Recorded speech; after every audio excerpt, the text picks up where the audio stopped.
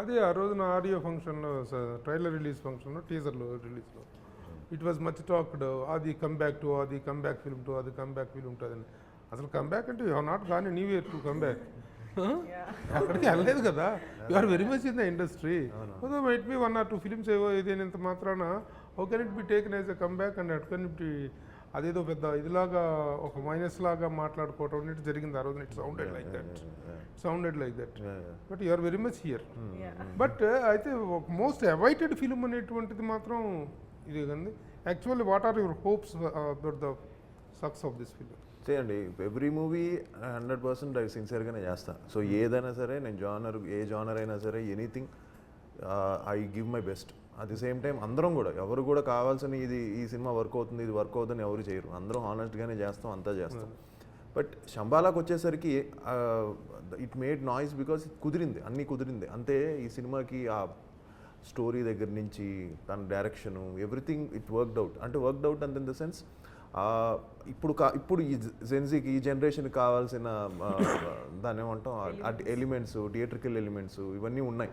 So ఈ జానర్లో వచ్చినవన్నీ కూడా నాకు చాలా ఇష్టమైన జానర్స్. ఎందుకంటే ఇందులో విరూపాక్ష వచ్చింది రీసెంట్గా మన సందీప్ ది ఊరి పేరు భైరవగాన వచ్చింది, Kishkindhapuri.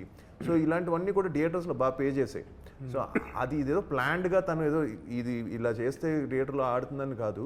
I was also waiting for something like this. ఇలాంటి ఒక స్క్రిప్ట్ వస్తే ఇమీడియట్గా ఎస్ చెప్దాం. అంటే ఇప్పుడు కొంచెం ఈ వరల్డ్ ఇలాంటివన్నీ బాగా చూస్తున్నారు కొంచెం. అంటే రామ్ కామ్స్ వీటికంటే మోర్ ఇలాంటి దిస్ వైడర్ ఆడియన్స్కి ఛాన్స్ ఉంటుంది. స్పాన్ ఎక్కువ ఉంది కాబట్టి. సో ఈ కథ నాకు తను చెప్పిన వెంటనే నేను అడిగింది ఒకటి, కథకి చాలా ఖర్చు అవుతుంది, మరి ఓకేనా అండి? లేదు, తను ఓకే అండి, మేము యాక్చువల్స్ ఎక్కడ కాంప్రమైజ్ అవ్వకుండా తీయాలి. ఎంత ఖర్చు అయింది? ఎందుకులేండి, బాగానే చాలా నేను చేసిన దానికంటే డబుల్ పైన ఎక్కువైంది. ఆబ్వియస్లీ ప్రేమ కావాలి తర్వాత ఇది ప్రేమ కావాలి కూడా అప్పట్లో 10 కోట్లు అయిందండి. సో విత్ సాంగ్స్ అన్ని కలుపుకొని అప్పట్లో 10 కోట్లు, అప్పట్లో 10 crores దాటేసాం ఆ ప్రేమ కావాలి సినిమా. సో ఆ 10 కోట్లు దాటాం, కానీ అది అప్పట్లోనే 15-16 కోట్లు కలెక్ట్ చేసింది. సో ఐ హోప్ మళ్ళీ దాన్ని టచ్ చేసాం కాబట్టి ఇది కూడా అంతే పెద్ద హిట్ అవుతుందేమో అనుకుంటున్నాను. ఎందుకంటే పెద్దగా అవుతుంది, ఎందుకంటే హిందీ మార్కెట్, నేషనల్ మార్కెట్లోకి వెళ్తున్నారు, ఓవర్సీస్ కూడా వెళ్తున్నారు. అవును, it's a big release all over.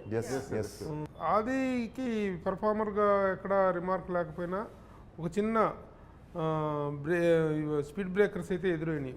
ఏంటి రీజన్ అనుకుంటున్నాం? ఇట్లా స్వయంకృత అపరాధం పాలెంత, లేకపోతే సెలక్షన్ ఆఫ్ ద సబ్జెక్ట్స్ విషయంలో రాంగ్ చేశారని? అదేం లేదండి, అంటే కొన్ని బాగా డిజిటల్లో బాగా పే చేసినాయి. కానీ నా ఫీలింగ్ ఏంటంటే అది థియేటర్కల్గా వచ్చేసరికి సరిపోలా. బిఫోర్ కోవిడ్ నా సినిమాలు కొన్ని చూస్తే థియేటర్లో బాగానే ఆడినాయి. నాకు ఓన్లీ ప్రేమ కావాలి ఒకటే కాదండి, చాలా వరకు నా ఫిల్మ్స్ ఓపెనింగ్స్ వచ్చాయి. చాలా ఫిల్మ్స్ కొన్ని అండర్ రేటెడ్గా వెళ్ళిపోయినాయి థియేటర్ నుంచి. కానీ అది 4 weeks 5 weeks ఆడినవి ఉన్నాయి. అది చాలా మంది ఎందుకంటే ప్రేమ కావాలి అంత పెద్ద హిట్ అవడం వల్ల ప్రతి సినిమా చూసి దాంతో కంపేర్ చేస్తారు. సో దాని తర్వాత కొంచెం ఇదైంది, అది థియేటర్లో కన్వర్ట్ అవ్వాలా. సో ఎవ్రీ యాక్టర్కే ఇప్పుడు అయితే ఛాలెంజ్. థియేటర్లో హిట్ కొడితేనే, థియేటర్లో రేపు నేను వెబ్ సిరీస్ వేసా, అది జీలోనే బిగ్గెస్ట్ హిట్ అది Pulimeka. That was one of the biggest hits web series అది ఇప్పటికీ అడుగుతారు పార్ట్ 2 ఎప్పుడు అని.